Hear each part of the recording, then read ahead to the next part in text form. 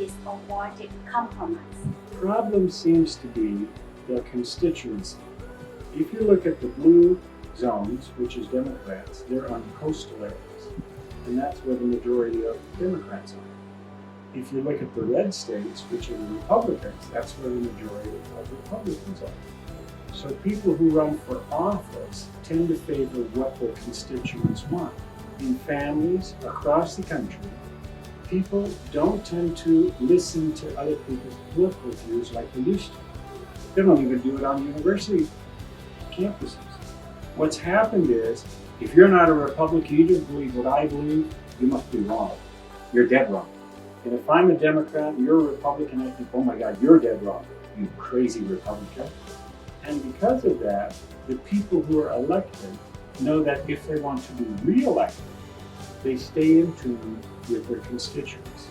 And that's why they seem to be two different sides rather than a nice mix, which is actually where the entire country is moving.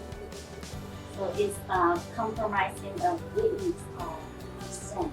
Actually, the entire United States history, if you start at our inception, is based on compromises. Had there been no compromise, the 13 states would have stayed independent with the countries had they been able to break free from Britain. The only reason they were actually able to break free from Britain is because they united and they had to work together.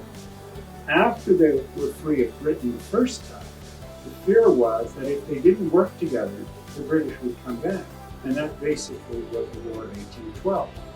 So there were actually two revolutionary wars, even though we don't call them that. And so that was based on compromise. You had big states, little states. The big states had a lot of people. The little states had few. So to work together, little states said, well, wait a minute. If we have some kind of government that's based on population, there's so few of us in our little states, we won't get a word to say. So the first compromise, which was called the Great Compromise, set up the Senate and the House of Representatives. So that's how we started. That's how we should be running. Unfortunately today, for some odd reason, people have this strange notion that compromise is a nasty or bad word. It isn't. That's the only way you get anything done.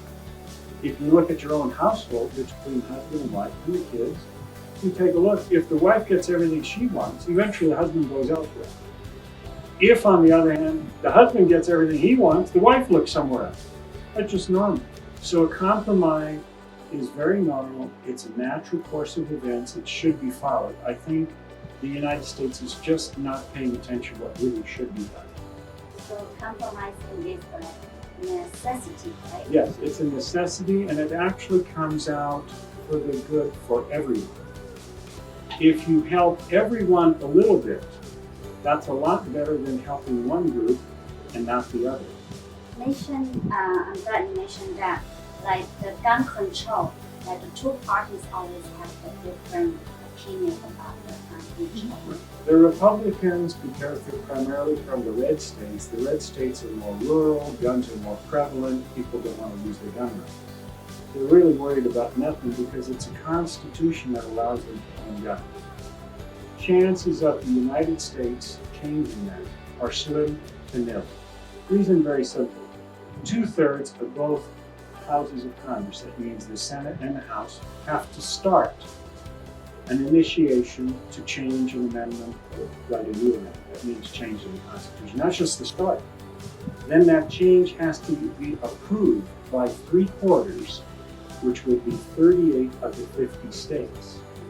The chances of all that happening within 7 years are close to nil, which means zero.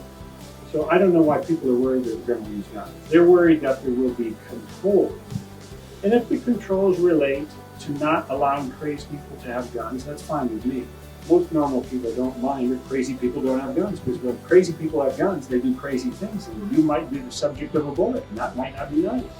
So the truth is, gun control is a manufactured issue. So while the public is fighting about guns, which is not going to change, they don't pay attention to real problems like Social Security, medical care for everyone, which are really serious problems that we need to focus on. So we just get you worrying about guns, which we know nothing's going to change. We patch them and have made minor changes. In the meantime, the big problems you don't notice. But compared to other countries, Americans have much more gun tragedies. So, Well, that's true. We also have far more guns than any other country. I think we're one of the few countries, if not the only one, where there are more guns than people. And that's not true in most other countries. But if you think we have more problems than other countries, you have to keep in mind that other countries lie a lot. For example, we could say that China is very peaceful. If I looked at Hong Kong, I wouldn't think so. But Hong Kong, we see. We have no clue as to what's really happening with the Uyghurs. There are 1 million of them in camps. The Chinese say, no, those are education camps. Whereas people who've gone through said, no, they're torture camps. People get killed. So if we say we're the most violent, we're basing that on the information that's available. There are the countries that are terrible. In fact, unless I'm mistaken, it's either Salvador or one of the Central American countries, the murder rate is so high, it's higher than anywhere in the world because the gangs are too powerful and the country's government and military can't seem to stop it. So yes, we have a lot of violence, yes, we have a lot of guns, but the problem isn't the guns. It's how we treat people. If you've gone through school here, if you've lived your life here, you'll know, you'll run into people that you think to yourself, that girl's a little strange, or something's wrong with her. And most of the time, nobody says anything, but you can tell, man, there's something wrong with this guy. Now, what's the problem if you say, hey, go to the local police and say, you know, I've got a classmate or I got a neighbor, you know, this guy or this woman does some strange stuff. I just wanted to let you know so that if something happens, you know where the problem might be. Now, granted, they can't go after him, but they might just swing by and say, we've heard that you do some things that could be construed as violent or scary. Can you explain? Even if there's a lie, the fact is they've been called on the carpet, and that might be enough to stop them because they think, oh, somebody's noticed this.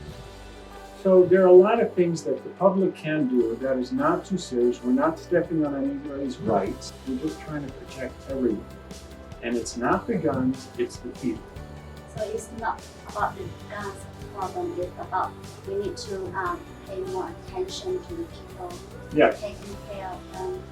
Yeah. Plus, no matter what you do, whether you like it or not, every country in the world has a few crazy people. There's nothing you can do about it. They just happen to be there and they're crazy. In Japan, they don't have guns, but I heard a guy had a knife and he killed people with a knife. In China, they do the same thing. So if a gun doesn't work, you'll find something else, either a stone, a rock, a spear, a bow and arrow, whatever it is. So if somebody's really a little cuckoo and they're really mad, one way or the other, they'll figure out how to do damage or harm. So it's not the guns. I personally don't own a gun. I've never fired a gun. Don't even hold one. Never held one. Don't care. Do I mind if my neighbor has guns? No. As long as the neighbor is normal. If the neighbor's not normal, I'll go to my police station and say, you know, this guy has 10 guns. Sometimes the police, when they do nothing about this kind of situation before the tragedy happens. That's another situation. In the United States, we have far too many lawyers. And as Shakespeare said, first we kill all the lawyers, if I'm quoting it. The problem with lawyers is a lot of them have nothing to do, so they go chasing after lawsuits. So sometimes people cry wolf and think that they've lost their rights far too soon. So the police become hesitant to react or do anything because they're worried. Let's say you're a 20-year veteran. You want to stay 25 years. You want your pension. You know if there's a blemish on your record that could be construed as maybe a felony, you could lose your pension. So now you're in a situation where there's a decision to make. Should I act? Should I not act? If I act, I could lose my pension, my medical benefits, everything. On the other hand, if I don't act, chances are nothing bad's going to happen anyway. Well, okay, don't act. It's pretty simple. It's just common sense. So if you tie the police's hands, so to speak, you're asking for some of the problem. I've taken a look at what I see on TV where people complaining about this, that, and the other, and sometimes they really go overboard. And again, there's always a ready lawyer to create a lawsuit because, that's how they make money. So sometimes we have to start thinking a little bit more with common sense and just figure, well, yeah, if somebody's strange and the police check on them, that should be okay because, no, you don't want a crazy policeman either. But everything within moderation. It's not the gun, it's the people.